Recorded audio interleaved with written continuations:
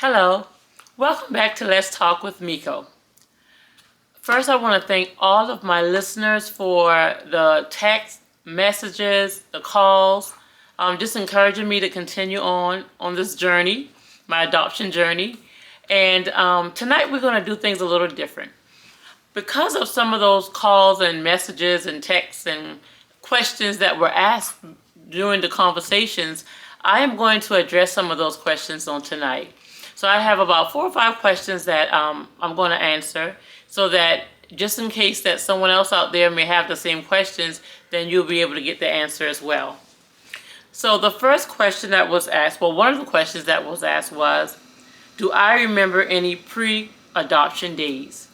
Pre-adoption days. So to be honest with you, there are only 2 pre-adoption days that I can remember. Only 2. And these 2, they're the only 2 that comes to me every now and then. And the first is, I remember being in a house full of children. I mean, I really do. I don't have any specifics, but I remember just being in a house with a whole lot of kids. So much so that when it was time for me to go, I didn't want to go. So that's one of the things that I remember. And the other is, really not pre-adoption, but it was before I got to Ravenel, my home where my parents brought me. I remember the drive from Columbia. I can remember it just as it was yesterday. So, of course, it was me and my brother. We were in the back seat, and they were trying to give us some ice cream sandwiches. And I'll never forget it. My mom was trying to give us an ice cream sandwich, and I kept telling my brother, I was like, don't take it. Just don't take it. They're trying to get us. Don't take the ice cream sandwich. And my brother was looking at me like, look, you can deny this ice cream sandwich if you want to, but I am going to get it. So he got it. And now this is another thing that I remember. And it's funny because I don't know which one of us it was. I remember one of us crying the whole way home. I remember that. And I tried my best to try to remember, was it me crying or was it him crying? And I don't remember. And I believe that sometimes things you just forget some things. And I remember the crying, but I don't remember which one was crying. And so that was the gist of the pre-adoption days. Like I said, the second one was pretty much after we were already adopted, because we were on the way home in the car, of course. And I do remember another thing, and it's very vivid in my mind. The first place that we stopped was at my aunt's house. And I'll never forget it. And I'm not going to call names just simply because I'm not sure if anyone wants their name called.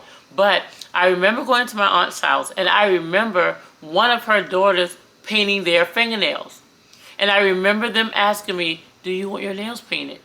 I remember that. And as with the crying, I don't remember if I said yes or no, but I remember that. And really, after this video, I'll probably call them and ask, do you remember that? But I do remember that. So I don't have any bad memories of being, in foster care. I don't have any bad experience. I don't remember any bad experiences. I'll say that. But those are just the only things that I remember. And I see those pictures in my mind every now and then. I'll see those pictures in my mind. So another question was asked. What kind of questions did you ask your biological family when you met them? And so, like I said in one of my other videos, it was kind of awkward because this was the first time that I was meeting them ever in life. Like, it was the first time. And some of the questions that I asked, it was like, it may have seemed harsh. Because when you meet somebody for the first time, you don't want to hear the first thing, well, what happened? Why did you leave? And da-da-da-da-da. But those were the questions that I had. I didn't know what else to ask. What was I going to ask? How was your day? I mean, I didn't know what else to ask. So I wanted to just cut the chase. Let's get to the point. What happened? We can't just pretend like it didn't happen. So I, after saying hi and trying to be cordial as much as I could be, after we sat down, some of the questions that I asked did deal with, do you remember what happened, to put myself in foster care? And those were hard questions because a lot of the answers I received was, I would say, not the truth. It wasn't the truth based upon what I was told from the South Carolina Department of Social Services. And so because I am the I was the child at that time, I have had to depend or rely on the information that was given to me. And so now I'm faced with the choice. Do I believe the information that was given from the South Carolina Department of Social Services, or do I believe them? I think I'm going to believe the Department of Social Services. So I listened to what they had to say, but I do know that based upon the facts that were given to, well, I can't use the word facts. Based upon the information that was handed to me, I kind of lean more toward that. And that's how that was. And in the same sentence, question lined, I was asked, what kind of questions did they ask me? Now, when that person asked me that question, what kind of questions did they ask me, and I thought about it, I got so full. I got so full because they asked me nothing about myself. My biological mom didn't ask me, how I was treated. Didn't ask me, what school did you go to? Did you attend? Did you graduate? Did you go to college? I was asked none of that. None of it. None of it. None on any side was I asked about myself. None. And I don't know. I mean, I never thought about that. I never thought about not being asked about my life. But it kind of hurts now to think about it. You didn't even ask me, what was my favorite color? What do I like doing? None of that. But I asked them some of those questions. I really did. Because I want to know more about myself. More about the things that I like doing. Does anyone else like doing those type things? And I wanted to find out about them so I can know more about me. But then I guess on the flip side of it is them knowing about some of my experiences probably didn't have anything to do with them. I guess that's how they felt. I'm not sure. But it was a good question. I think it was a very good question, and like I said, it kind of made my heart hurt to think about them not asking me anything about me. Another question was asked, when did I become comfortable with my biological family? No, with my adopted family. When did I become comfortable? I have no answer for that. But one thing I can say, I worked with children for a lot of years. Children are they just bounce back so quick.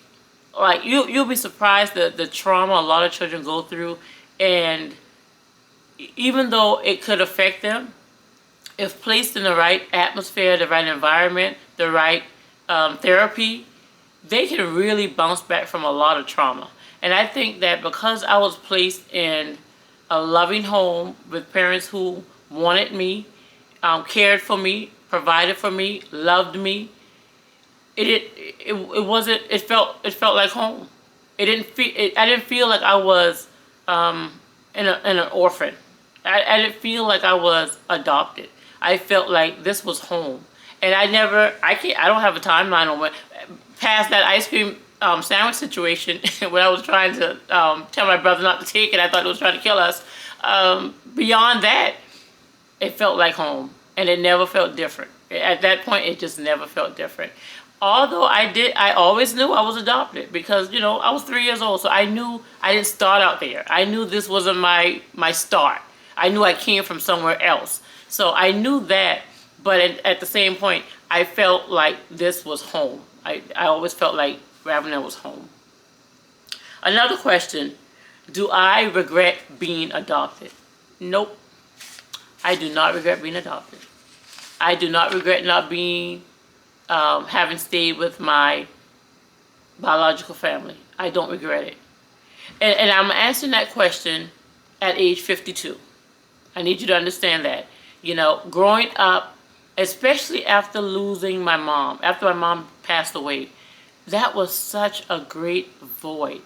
It was a void. Maybe I'll talk about that one day, experiencing death. But that was a great void in my life. I was 15 years old, a sophomore in high school. And for my mom to have passed away at that age, knowing that, this is my adopted mom, and, it just hurt so bad. It hurt so bad to have that void. I never regretted being adopted. I had a lot of questions within myself, like, why? What is the purpose of this right now in my life? To have been granted an opportunity to have a loving mom and for her to pass away at my age, when I'm 15 years old. I didn't understand that. And I asked a lot of questions to God. I really did. Because I just didn't understand the purpose of it all. Like, why would you give me another mom and then she died? I didn't understand that, and it hurt. And after that, and I went to college, after I graduated high school and going to college, that was when actually before that, that was when the pursuit of me wanting to know, who is my biological mom. That's what I really, really, really want to know. Because then at that point I had a void. Like, I had a mother void. And I want to know if there's an opportunity for me to kind of fill that void. No one would have ever taken my mom's place. And that's not what it is. But the void was there. And I just wanted the void filled. And so I hope that that's the answer to that question. No, don't regret it at all. Did not regret it at all. The last question that I'm going to address is, was it a difficult experience with my biological, was it a different experience with my biological maternal side and my biological paternal side? Yes, yes, and yes. So, when I met most of my maternal biological side, they were kind and nice. They really were. And some of them are looking at this video right now. They were kind and nice. I wanted a relationship with them. I still do. My biological mom had sisters. I don't think any of her brothers had daughters, but her sisters have daughters, and we have never sat together ever. And it's not like I don't want to. We have never sat together ever. Ever have any of them just kind of reached out to me and say, let's do something together. Let's do this. And I would love for that to happen one day. And maybe if one of them are watching this, maybe they will choose to do it or not. I don't know why, because I wasn't in their family. I didn't grow up with them, so they know nothing about me as it relates to beyond 1996. They know nothing about me. So I don't think they don't like me. I just don't know why it was never a reach. I don't know. But I have reached. And but I do have a cousin, and I can't remember, and I know she's watching. I don't remember how we were related, but it is on the maternal side. And she's very kind to me. We talk often. We message each other often. And I appreciate her for being in my life. I really do. And you know who you are. My paternal family, they were just very chill. Like, they weren't defensive. I think my maternal biological family were defensive because of the kind of questions that I was seeking.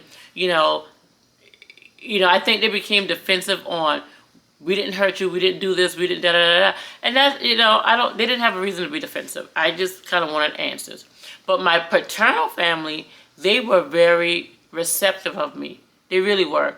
I did have a set of aunts who hid from me when I went to go see them. I don't know why. But maybe they were just shy. I'm not sure. But I have a biological brother. If he ever decides that he want to come and sit with me on the tube and on the video and we can talk, he's treated me like a sister from day one. And my biological dad, he treated me like a daughter from day one. I remember one time something was said, and I think he got offended when I referred to my dad as dad. I said, no, this is not going to happen, because he was my dad. He is my dad. And we're not going to discredit him at all, because he was there for me all my life. And so that's who my dad is. And we have to just understand that. And ever since that day, it was never a problem. Never, ever, ever a problem. He was always kind to me. He was always cordial. He always accepted me. He always acknowledged me. His family always acknowledged me as being his sisters, as being his niece, his brothers being his niece. And so even to this day, my brother will call me and talk to me just like I'm his sister. So it was a different type feel. And I think that everyone has to deal with their own emotions and thoughts and processes differently, because that's just how we are. We're different human beings, and we have to respect that. So, if anyone else have any questions that you want me to answer on the videos, let me know, and I'll try my best to do so. Some of the questions are hard because I am trying to not call any names, if because they may not want to be identified as a part of my story, and I respect that. So thank you again for tuning in. Thank you again for the messages, the calls, the encouragement. I will try my best to continue to share my story with you all so that you can get a clear understanding of life of an adopted child, some of us anyway. Enjoy the rest of your day.